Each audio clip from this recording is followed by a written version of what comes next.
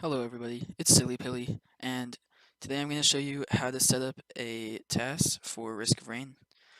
So you're going to want a VM software. I use VMware, it's free.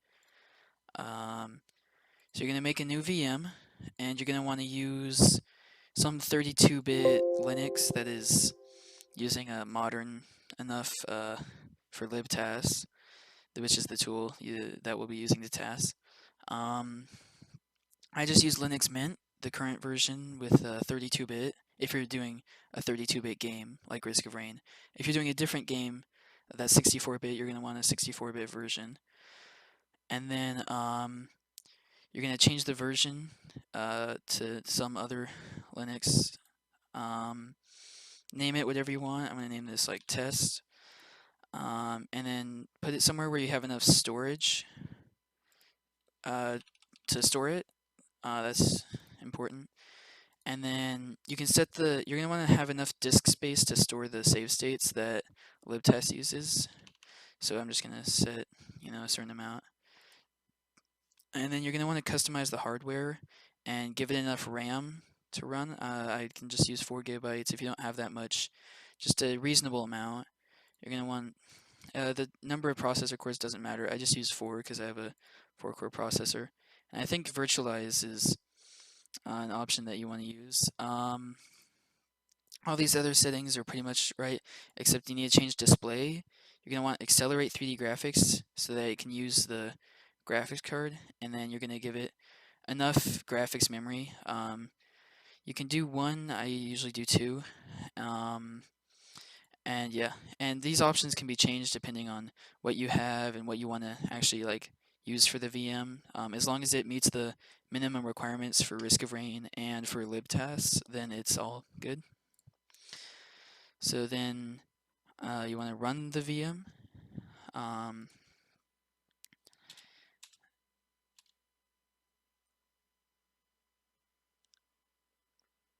I'll continue this video when it gets into the actual VM. Okay, and once you get into the VM, you're going to want to click Install Linux Mint. That's important because right now it's just kind of running off a virtual install disk. So you're going to go through all the options, keyboard layout, all that stuff. Yeah, erase disk and install Linux Mint. Continue. Just name it, whatever. Give it a password or whatever. Just general setup, and then it'll start installing. I'll skip to when it's done. Okay, and so once you get into the VM, or once it installs, you're going to want to restart, and that'll take just a minute. And then you're going to hit enter to do that. It'll load up the VM. And so the order of operations, first we're going to get the game off of GOG. If you don't have the game on GOG, you're going to have to buy it if you want to TAS it, which is a bit unfortunate, but it's not that big of a deal. If you already have it on GOG, that's pretty useful. Also, if you don't want the VM to be this size, you can just go to your settings, system settings, display, and you can just change it to whatever size you want. I'm just going to go reasonable size here. Okay, and so now I'm going to do that first thing, which is go to GOG and download the game. I'm doing all this from a fresh install of Linux. So once you're logged in, you're going to want to go to games. Once you've gotten the game, view downloads, and click here to download the game and save the file. Then go to the file, should be in home, downloads. Open this in terminal and do sh and then the name of the file. So GOG underscore risk of rain 2.1.6. Okay, and it'll run this for a second and then open up the installer. You're going to want to agree to the terms and everything. You can have the destination. I just keep that stock or default or whatever, and then it'll be successful. However, you can't just stop there and play the game because the game has some dependencies. And so to find those, I'm going to go back to GOG and go to the store page. And then down here, system requirements for Linux. It has all of the requirements here. And some of them come default on Linux, such as this first one. So to install them, you're going to use the command sudo apt-get install. And then you can just copy and then right click and paste in the name of the file and then enter the password that you put on here. And so like this one, it's already the newest version, so you don't have to download it. And now I'm gonna give you a list of the ones that you actually do have to download. The only ones you have to get are libopenal here, libcurl3, and libasound2. And if you install those three, then running the game should work in the VM, like you see here. So now I'm running the game Linux version. What you're going to want to do is go into your settings for, I'm just going to turn off the volume here. You're going to want to turn off full screen and then change the resolution to whatever you want the resolution to play at. Generally, if you're in a VM, for recording, you're probably going to want not that big of a resolution, or for actually like recording the inputs, you're not going to want that big of a resolution because it can lag or not work the best. I also generally turn graphics down to medium. For playing it back and actually like encoding the video, you can use higher settings, although you can't use a different resolution. Simply because whenever you play back the inputs, it has to use the same resolution because the mouse movements are recorded using, how many pixels off you are, and on a different resolution it scales differently, and so that just doesn't work. And so now that you have this, what we need to install next is the actual tools that we will use to test the game. So go to libtas, it's on GitHub.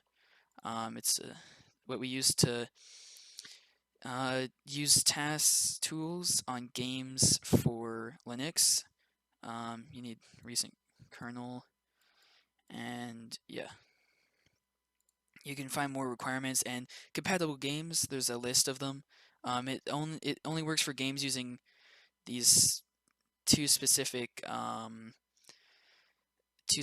game engines for Linux. Game Maker Studios and one other, I forget. So once you download, you're gonna want to download the .deb version of the bit of Linux you're using. i386 is for 32-bit, so that's what we're gonna use here. So we're going to install this, and it'll install all the dependencies with it. Yeah, you're going to have to input your password, and yeah, I'll continue and I'll skip to when that's done. Okay, and so once it's installed, it'll look like this. Same version is already installed, so you can close that out, and then you can go to your file system, and then user bin, and then open in terminal, and then you're gonna use you're just gonna type in libtas, and it'll open this, and so then you'll browse, go to wherever you downloaded Risk of Rain. Default is home, GOG games, and then the game. You're not going to want to use the start command. You're going to want to go game and then Risk of Rain. So that's the actual executable.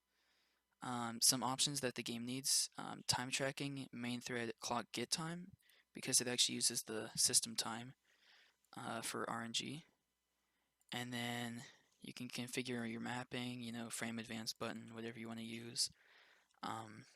and then you're probably going to want to do movie recording. That's very useful for playing it back. And you can also record it up to a certain amount, and then you can play back.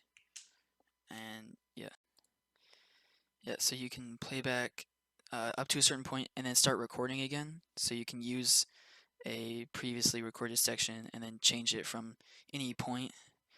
And that's very useful if you don't do the save states right or it crashes, and you can use an auto save because the movie files auto save every certain amount of time. Yeah, so you have to use time tracking. I already said this, but get clock. Save states, you can store them in random if you want. I choose not to. You're going to want to have recycle threads on. You can do some debug time, or debug stuff, but I don't really use that. You don't need a virtual Steam client because I'm not using Steam. You can force a locale, which is pretty cool. Here's encoding tools. That's useful for when you actually want to make a video from it. Here you can change the on-screen display, put them in different spots so they're not covering game HUD. You can also force the resolution, but I choose not to do that. Yeah, and so once you have all the options that you want, you're going to click Start, and it's going to start the game up. And it's going to look transparent and kind of glitchy at first, but that's just because the first frame of the game is transparent, and it's only the first frame right now. So if you just frame advance, you're going to see the game window coming up, the intro slide. Useful things to know, the frame count. Down here's the inputs. The solid white input is what's currently being pressed on this frame that we're on, and then the gray is what's next frame. So you can see my mouse inputs are changing the pixel that the mouse is on. So you can see here, like, it moves to where my mouse was on the next frame. If I put enter, you can see K return, that's keyboard return. I can next frame hit that. Just make a quick example. I didn't load a 100% save file, so currently I only have commando. You can easily load a 100% save file. The location of the save state is just in your home. Press Control H to show hidden files, and then go to .config, and then go to risk of rain, and here's your save.ini. You can replace it with, once online, you can just Google it, 100% risk of rain save file. I think there's like a Steam community post with a download link to it, and you just copy it in here. Make sure it's named save.ini, all lowercase. And so now I can just, play the game. You can go by, hit one frame at a time. You can also unpause and then pause again, go frame at a time. Do some one frame turnarounds, tricks like that. If you press Shift and F1, that will save state 1, and then I can go and do some other stuff, jump around, and then press F1 again to load it. And then say I'm over here and I want to save state 2. I save that. I can go do something else, load state 2, then load state 1 if I want to, jump around, record how I want to. I can always go back to the movie and play back up to any frame and then start recording again to change it on any frame that I want. And yeah, that's how to make a TAS. So if I want to, I can just, close it, save the movie file, and then play it back. And you can see here's the TAS that I just made. I jump around. And then if I wanted to here, I could go to recording mode and change stuff, whatever I want to do. Pretty cool. Yeah. Also, if you try and quit the game and it doesn't, you just have to frame advance one more frame. For some reason, it doesn't actually register closing the window until you frame advance because of the way the program works. Yep. And that's how to test Risk of Rain. Be warned, there's a lot of glitches and stuff that can cause the game to crash. I've run into crashes before. It's just go back to an autosave, previous autosave. That's always useful. Yeah,